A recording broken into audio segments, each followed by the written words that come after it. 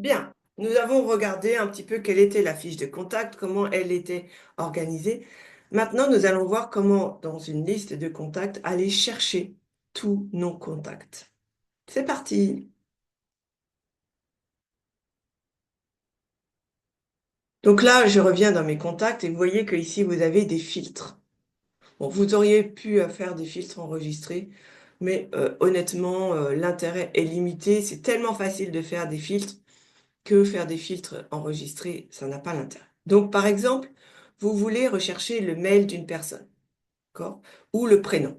La personne, elle vous appelle, elle dit, voilà, je m'appelle Pascal et je suis connectée, j'aimerais bien savoir. Donc là, vous allez dire, OK, j'ai le prénom, je vais aller filtrer par le prénom.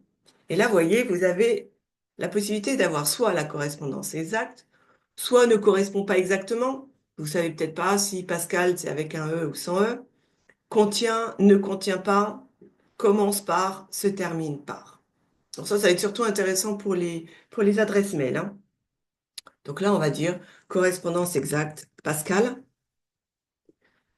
Et dès que vous tapez, il va chercher automatiquement. C'est-à-dire que vous n'avez pas besoin de valider, il va chercher automatiquement. Et là, on voit qu'il y a un contact et c'est moi. Et donc, vous pouvez avoir les informations correspondantes. Donc là, si on regarde Pascal, ben évidemment, euh, elle n'a pas son numéro de téléphone, il n'est pas bon, donc vous pouvez le modifier, hein. Donc, on va mettre France, 10, 63, 99, 22, 53. D'accord? Vous enregistrez. Et puis là, vous voyez tous les tags qui ont été faits. Donc là, bon, évidemment, c'est moi, hein, c'est ma plateforme. On peut se dire, waouh, celle-là, elle est quand même hyper active. Et puis voilà tout ce qu'elle a reçu comme mail. Voilà, c'est pareil. Les historiques, c'est en fonction d'une date. Donc là, vous pouvez chercher.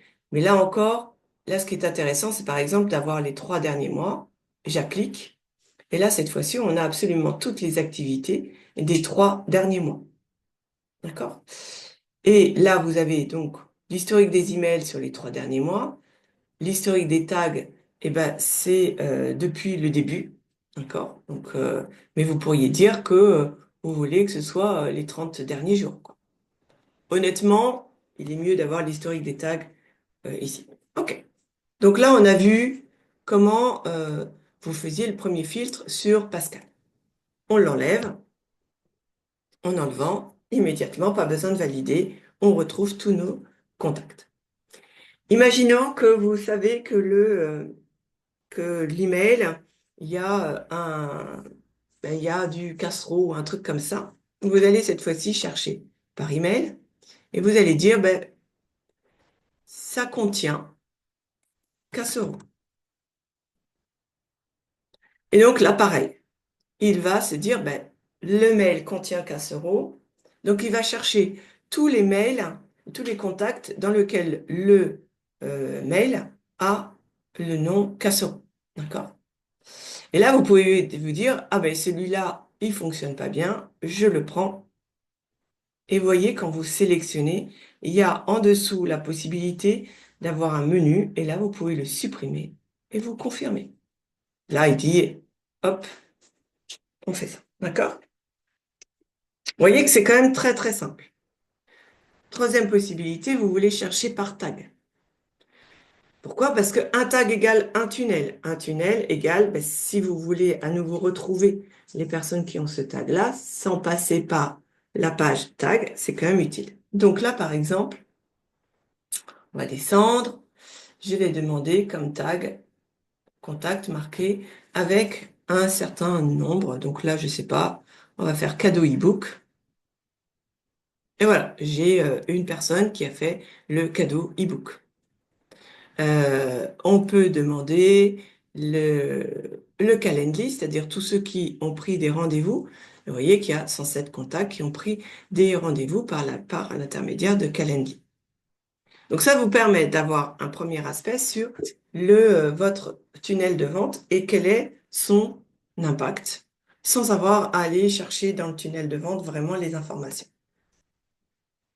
Super. Mais aussi, on peut chercher les contacts marqués avec un tag. Donc là, par exemple, je vais remettre Calendly. Je vais ajouter une autre condition. Je vais dire et qui n'est pas tagué avec, je sais pas, pop, pop, pop. Voilà, on s'en fiche, c'est pour vous montrer. Donc ça veut dire que là, je filtre tous les contacts qui ont été marqués par Calendly, mais qui ne sont pas tagués avec l'autre personne. Ça, c'est intéressant parce que, imaginons, vous voyez, je vous ai toujours dit qu'il y avait un tag commun. Il fallait que tous vos contacts aient le tag commun que vous avez fait, mais parfois, vous pouvez vous tromper. Vous pouvez avoir des moments où vous ne savez pas. Donc, je vais dire, je voudrais bien savoir tous ceux qui ne sont pas tagués par newsletter. Et vous voyez qu'il y en a une. D'accord? Donc, vous allez dire, OK. Donc, celle-là, tous ceux que j'ai, je vais les sélectionner. Ici, je vais avoir, vous voyez, vous avez supprimé, mais vous avez plus d'actions. Et vous allez faire, je vais lui ajouter un tag. Et là, le tag, ça va être newsletter. Vous ajoutez. Donc, en fait, par les contacts, vous pouvez faire des actions globales. Vous avez aussi la possibilité, vous voyez, de sélectionner plus d'actions et vous allez l'inscrire à la campagne, la désabonner, etc. Donc là, ça peut être intéressant pour un certain nombre de cas. Alors vous allez me dire, bah oui, mais elle, je lui ai tagué newsletter et c'est toujours pas fait. Il lui faut un petit temps d'adaptation. Donc, plus tard, on va recommencer, on va réactualiser.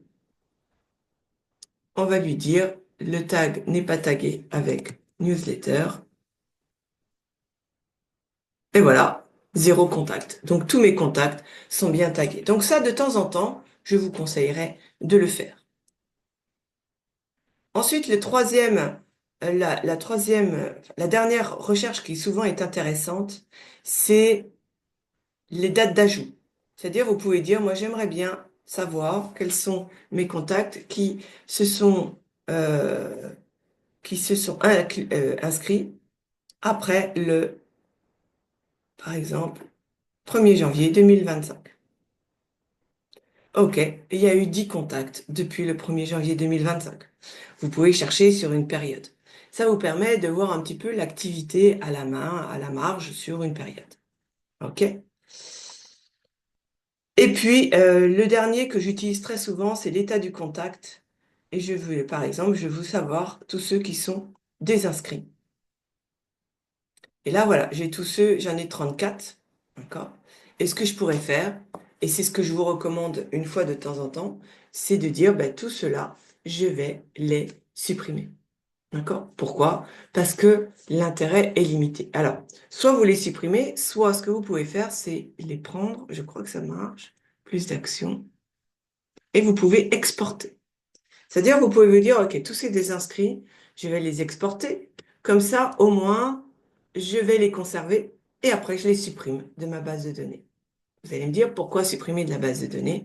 Ben, tout simplement parce que, normalement, il est dit selon le RGPD que vous devez supprimer des personnes dont l'activité est nulle depuis un certain temps.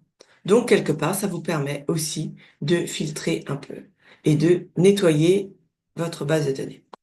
Alors, l'autre application, c'est la personne, elle vous dit, coucou, j'aimerais bien ne plus recevoir vos emails. Alors, bien sûr, il y avait la désinscription possible sur les mails, mais dans ces cas-là, vous allez sur sa fiche, vous la mettez en désabonné, et c'est parti. Vous êtes sûr qu'elle ne recevra plus les informations. Super. Donc maintenant, on va continuer pour voir comment ajouter un contact et comment importer des contacts. Je vous retrouve à la prochaine vidéo.